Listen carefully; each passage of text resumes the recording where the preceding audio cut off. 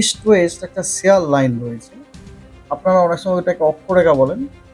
অক্ষরেখা থেকে share line better ওই শেয়ার লাইনটা আপনার পুরো পাঞ্জাব থেকে শুরু করে আমাদের এই যে যেখানে সাইক্লোনিক সার্কুলেশনটার কথা বললাম ওইটা ওটা হয়ে তো সাউথ আসাম পর্যন্ত গেছে আর কি, বুঝলেন তো? তো সাউথ আসাম পর্যন্ত গেছে এবং এটা আপনার সারফেসের দেখা যাচ্ছে না, তাই দেখা যাচ্ছে আপনার মিন সি লেভেল থেকে 0.9 কিলোমিটার উপরে। তো এই দুটো সিনপটিক সিচুয়েশনের জন্য আমাদের আগামী কয়েকদিন পশ্চিমবঙ্গের বিভিন্ন রাজ্যে আপনার প্রায় প্রতিটা জেলাতেই বলতে পারেন আপনার হালকা মাঝারি বৃষ্টিপাত এবং বিক্ষিপ্তভাবে দু এক জায়গায় ভারী ভারী বর্ষণেরও সম্ভাবনা রয়েছে। গোটা পশ্চিমবঙ্গের সব জেলাগুলোরই আপনার অনেক জায়গাতে বৃষ্টির সম্ভাবনা রয়েছে।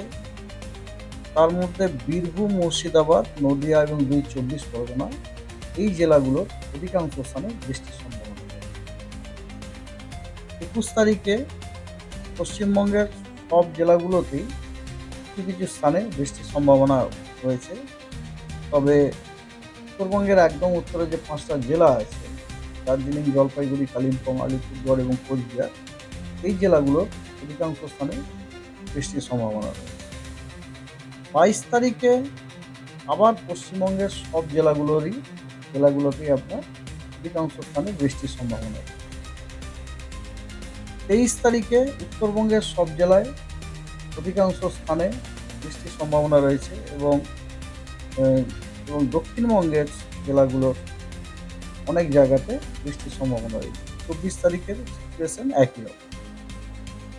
আর 25 তারিখে দক্ষিণবঙ্গের সব জেলার অধিকাংশ স্থানে বৃষ্টির সম্ভাবনা রয়েছে এবং উত্তরবঙ্গের সব জেলার অনেক স্থানেই বৃষ্টির সম্ভাবনা রয়েছে। এগুলো 7 দিনের বৃষ্টিপাতের আপনার ডিস্ট্রিবিউশনের ফোরকাস্ট। 20 তারিখ এবং 21 তারিখের জন্য কোনো ওয়ার্নিং নেই। 22 তারিখে দক্ষিণবঙ্গের সব জেলাতেই বিক্ষিপ্তভাবে থান্ডারস্টর্ম, লাইটনিং এবং তার সাথে গাস্টি উইন্ড, কোথাও 40 থেকে 50 কিলোমিটার পার আওয়ারও আছে, কোথাও 30 থেকে 40 কিলোমিটার পার আওয়ারও আছে। আর দুটো জেলাতে আপনার বিক্ষিপ্তভাবে আপনার ভারী বর্ষণের সম্ভাবনা রয়েছে। সেই দুটি জেলা হলো বীরভূম এবং মুর্শিদাবাদ। আর উত্তরবঙ্গের দার্জিলিং, কালিম্পং, জলপাইগুড়ি, আলিপুরদুয়ার এবং কোচবিহার এই 5টি জেলায় বিক্ষিপ্তভাবে ভারী বর্ষণের। 22 তারিখ।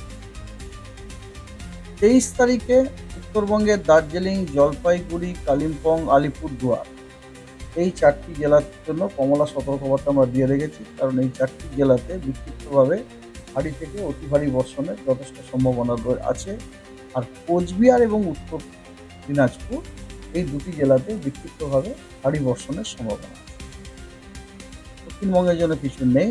আর 24 তারিখে উত্তরবঙ্গের সবকটা জেলাতেই বিক্ষিপ্তভাবে ভারী বর্ষণের সতর্কবার্তা দেওয়া হয়েছে। ভারী বর্ষণ হওয়ার সম্ভাবনা আছে দু এক জায়গায় বিক্ষিপ্তভাবে। 24 তারিখে। 25 তারিখে